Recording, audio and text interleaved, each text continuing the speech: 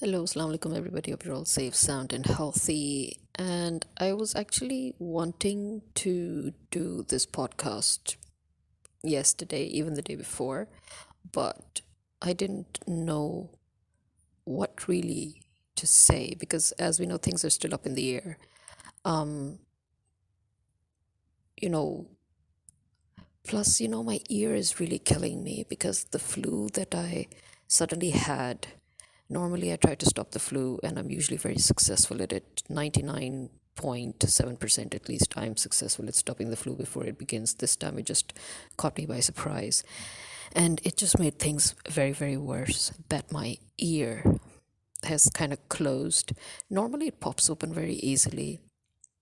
Well, thanks to my flight from France 20 years ago, I have had permanent semi closed ear problems, but I've lived with it without any real problems. I don't mind the popping every now and then, but at least, when it popped, and even if it had to pop every second, it didn't matter. The tick, tick, tick, tick inside your ear didn't really matter so much because you felt your ear was at least more than half open.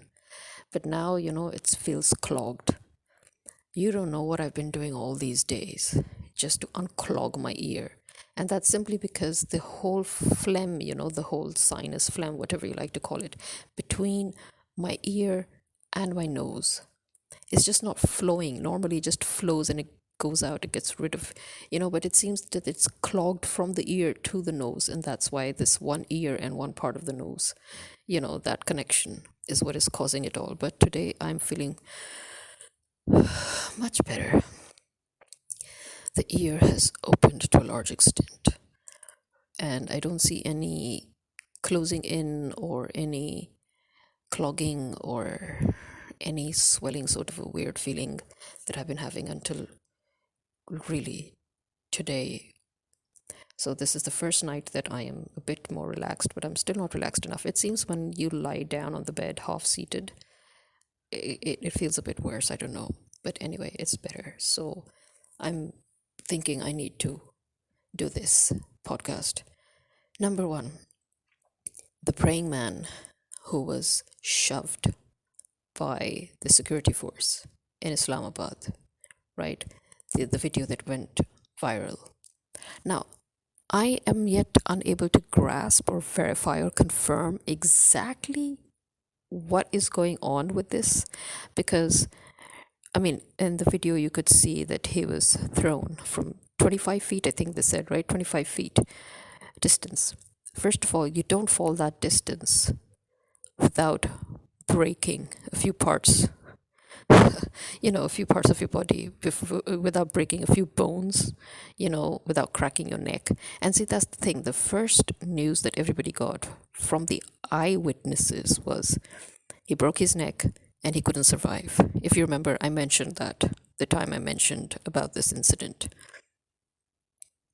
But as always, now suddenly, um, you know, the government is claiming he's alive.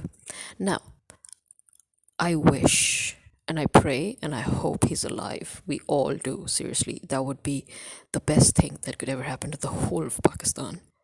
Okay?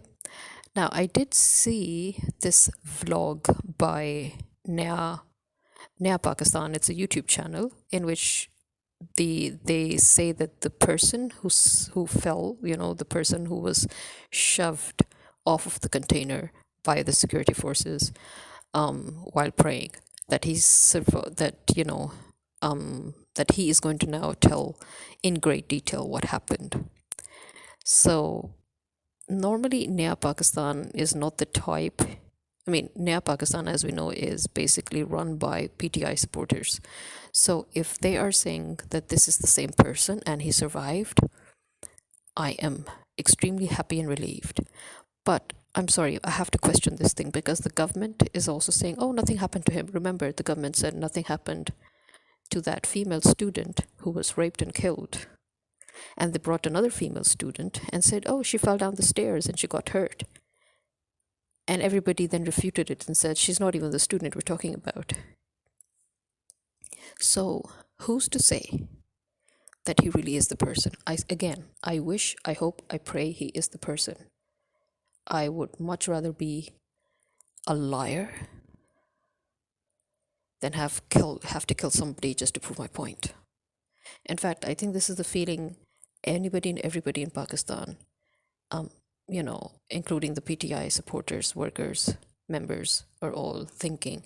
We'd much rather become liars than have deaths to deal with. Okay, up till now, 14 deaths have been confirmed, and the rest are still declared missing. It is said by the journalists and the analysts that families of those missing people have been going to the police stations, and the police are refusing to tell. Listen, again, if those people are alive, even if they're in the army's custody, don't you think that it will be to the army and the public, the security force, the police, don't you think it would be to their advantage if they would actually produce those people? Isn't it better to have them alive in custody and prove us liars than to just not say anything about it and increase the suspicion that they're not alive? Which would you prefer? If I had people in my custody and people keep on saying that I've murdered so many people, but I know that they're alive, wouldn't I just bring them out just to prove to you that, look, they're alive, I didn't do anything to them?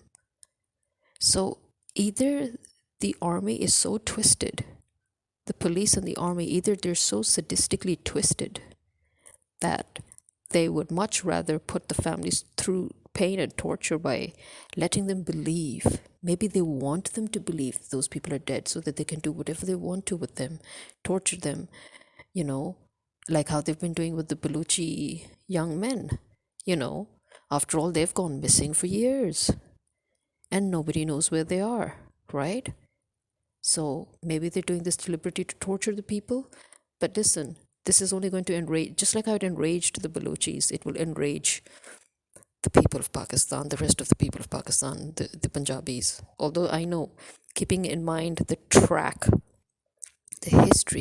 recent history of the way Punjabis have dealt with this whole thing, which is to me very shameless, because why aren't they fighting? Why didn't they just break the necks of the Sharif family? Why didn't they go and just kill the police people? Why didn't they go and just kill the army, just for entering their homes and for torturing their families and for kidnapping their wives and their kids and their grandkids and their, fathers and father-in-laws and stuff and all? I mean, why didn't they just, suddenly they didn't remember their honor?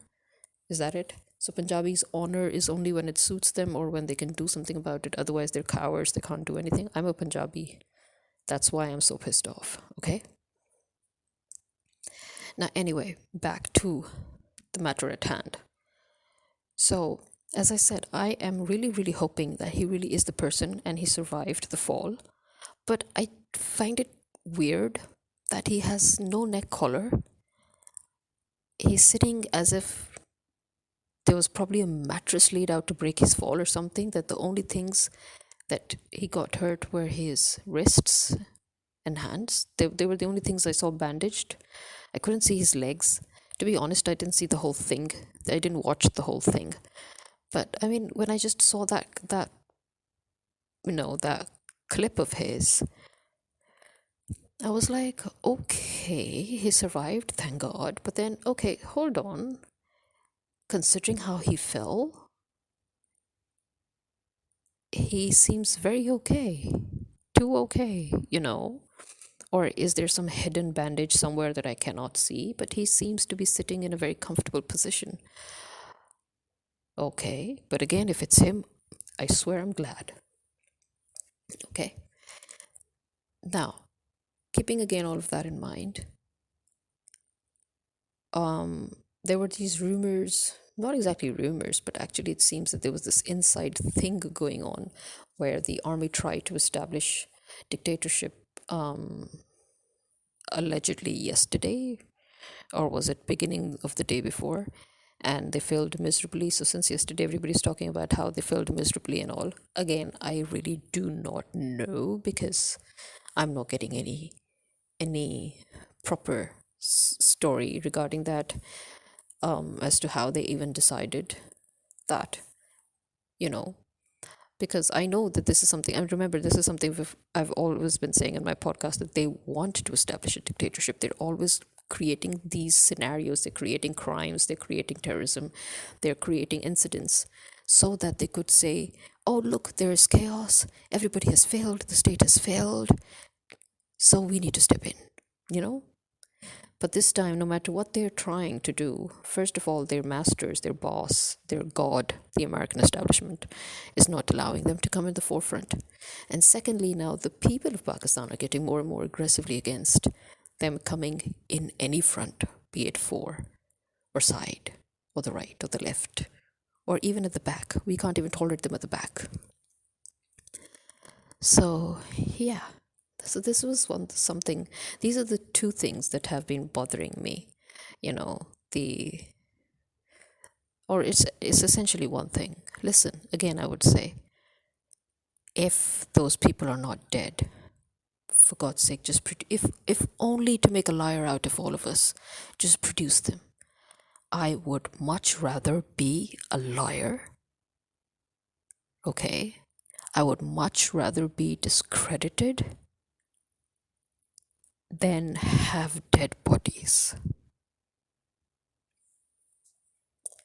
Well, this is me signing out for now. Khuda Hafiz.